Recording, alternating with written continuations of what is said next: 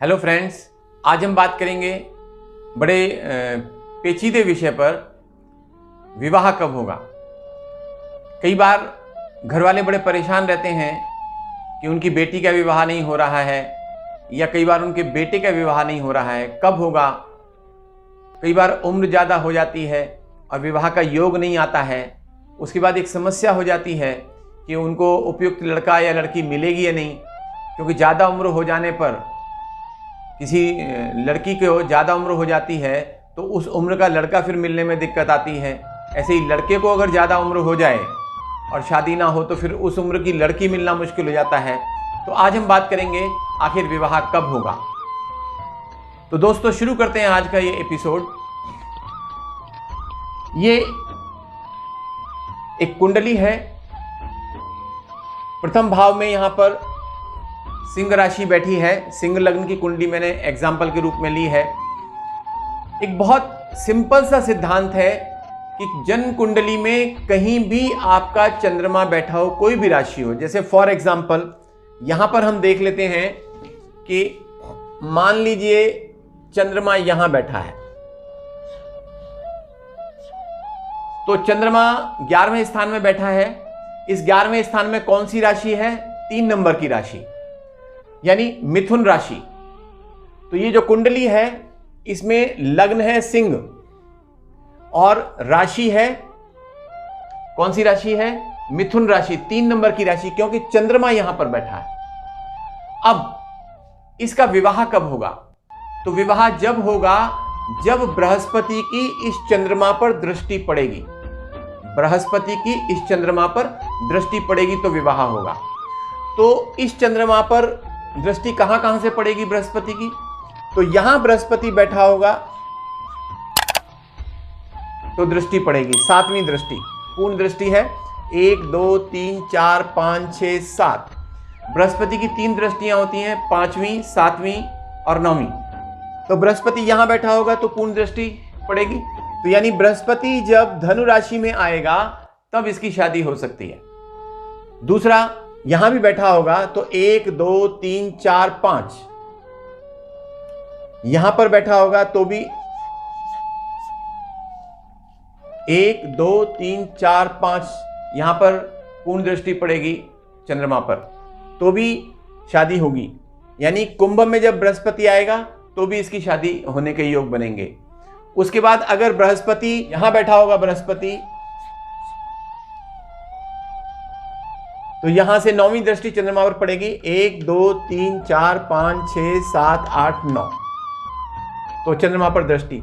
यानी इस कुंडली में इस मिथुन राशि के लिए जब चंद्रमा मिथुन राशि का है तो बृहस्पति अगर तुला राशि में होगा, बृहस्पति धनु राशि में होगा और बृहस्पति कुंभ राशि में होगा तो इसके विवाह के योग बनेंगे। यानी सीधा सा सिद्धांत यह है कि जब भी बृहस्पति की दृष्टि चंद्रमा पर पड़ेगी तो विवाह का योग बनेगा। ठीक है, किसी भी राशि के लिए। दूसरा सिद्धांत, सप्तमेश जब लाभ भाव में पहुंच जाए तो विवाह का योग बनता है। सप्तमेश है, यहां शनि है सप्तम स्थान का स्वामी। सप्तम स्थान का स्वामी जब लाभ भाव में, ये लाभ भाव हो गया, यहां पर जब आएगा,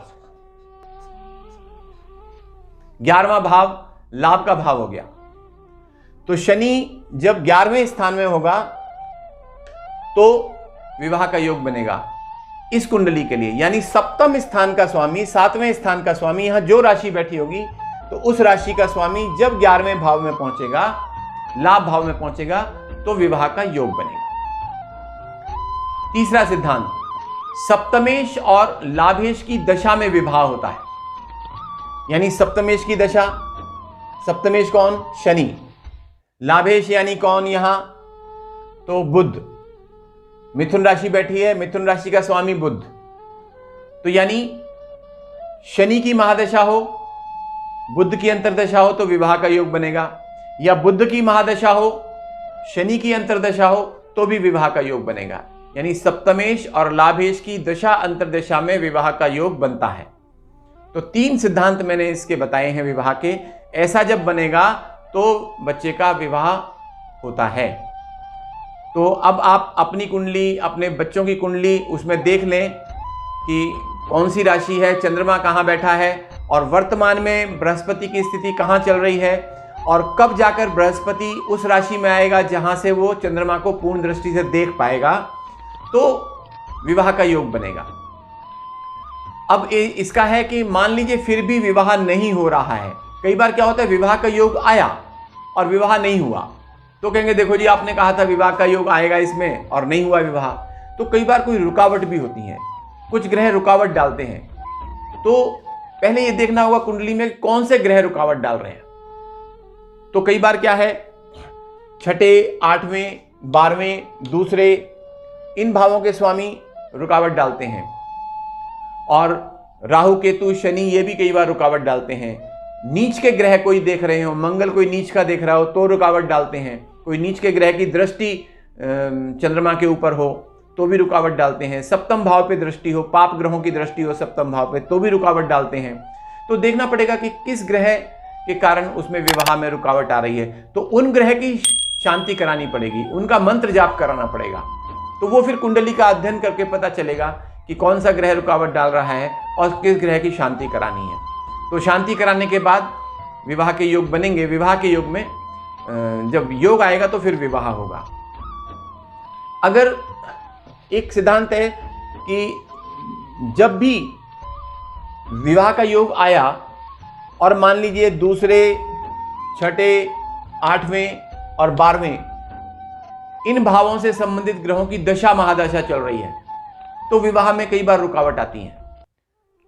तो वो दशा पार होने के बाद ही विवाह का जब योग आएगा तब विवाह होगा। अभी कई बार कहते हैं आपने तो जो बताया था उसके कारण विवाह का योग आया लेकिन विवाह नहीं हुआ। क्यों? क्योंकि दशा अंतरदशा अनुकूल नहीं चल रही थी। तो इन सब को ध्यान में रखते हुए विवाह के काल की गणना की जाती है। तो आज के लिए इतना ही। धन्यवाद दोस्तों, देखते रहिए हमारा चैनल और जिन्होंने सब्सक्राइब नहीं किया है वो इस चैनल को सब्सक्राइब जरूर करें। धन्यवाद।